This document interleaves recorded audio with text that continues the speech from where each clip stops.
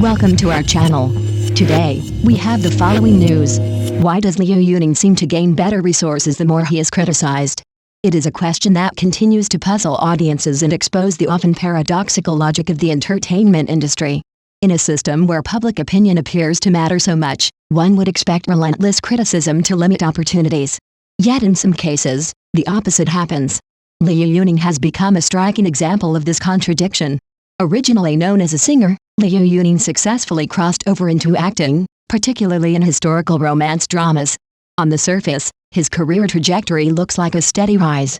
But beneath that rise lies an ongoing storm of controversy. His performance in The Prisoner of Beauty brought these tensions into sharper focus than ever before. When the drama premiered in 2025, its performance initially seemed impressive. It quickly climbed to the top of platform rankings and generated massive online buzz. However, this popularity stood in stark contrast to its reception. On Douban, the series scored only 6.2, one of the lowest ratings among dramas of the same genre. This sharp divide between popularity and reputation forces a deeper question: what exactly is driving its success? Much of the controversy centers on Liu Yuning's portrayal of Wei Xiao. In the original novel, the character is described as a cold and imposing general with striking, almost poetic features. Yet many viewers felt that Liu Yuning's appearance did not match this ideal. His single eyelids, sharp cheekbones, and unconventional facial structure diverge from the polished, ethereal look typically associated with male leads in period dramas. As a result, criticism flooded social media almost immediately after the show aired. Some viewers compared him unfavorably to actors like Peter Ho, arguing that Liu Yuning lacked the commanding presence expected of such a powerful character. Others felt that his physicality did not align with Wei Xiao's description as a dominant warlord. Even his acting came under scrutiny, with critics describing his performance as stiff or overly reliant on a limited range of expressions. Yet despite this wave of criticism, the drama's popularity did not decline. On the contrary, it continued to dominate discussions online. This is where the so-called black and red phenomenon becomes crucial. In today's entertainment landscape, controversy itself has become a powerful driver of attention. Negative discussions still generate traffic, and traffic translates directly into visibility. During the first few days after the drama's release, Liu Yuning-related topics repeatedly trended on social media. Viral discussions, memes, and even parody edits amplified the show's reach. On platforms dominated by younger audiences, his unconventional appearance was reinterpreted rather than rejected.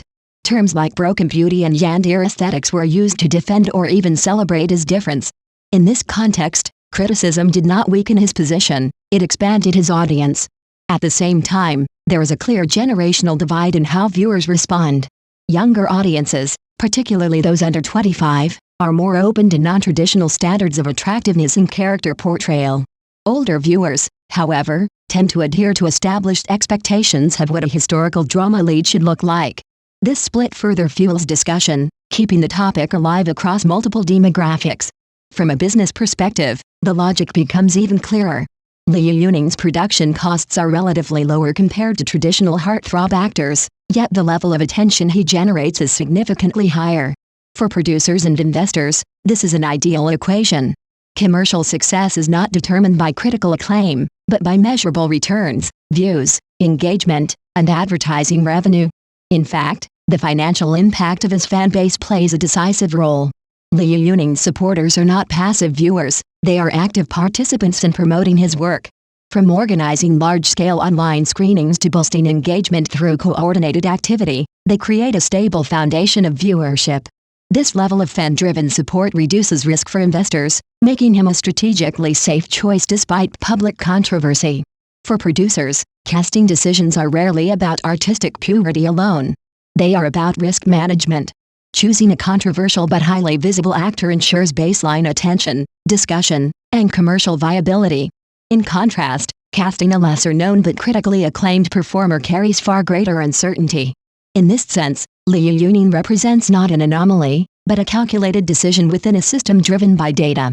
Ultimately, his case highlights a deeper conflict within the industry, the ongoing tension between traffic and reputation. On one side is the logic of the attention economy, where visibility equals value. On the other is the traditional standard of artistic evaluation, which prioritizes acting skill, appearance, and role suitability. Liu Yuning stands at the intersection of these two systems. His success raises an uncomfortable but necessary question. In an industry increasingly dominated by data and fan economies, what standards should truly define an actor's worth?